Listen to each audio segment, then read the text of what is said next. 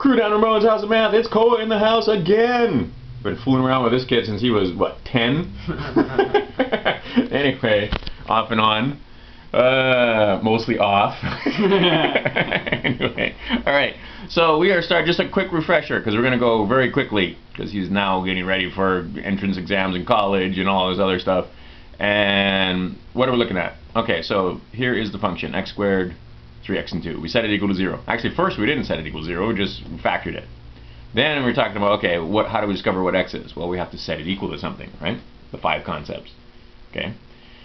So now we factored it, and we can see very quickly that it's easy to set it equal to 0 when we have it factored, because now I know with hero 0, negative 2 plus 2 is what? Negative 2 plus 2 is 2, or negative 2. Wait a minute, negative 2 plus 2.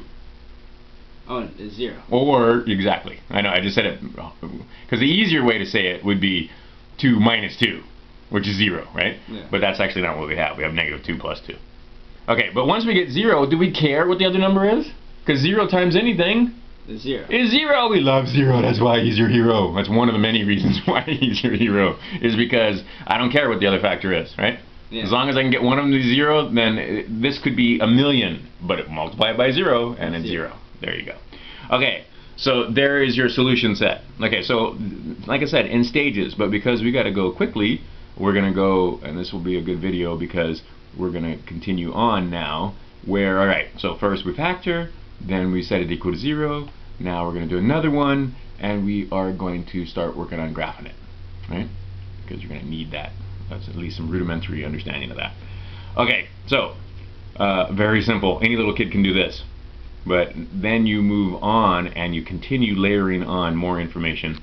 And there, of course, is the quadratic right there. That's why we call them quadratics. Do you see the 4 parts? Mm-hmm. Right?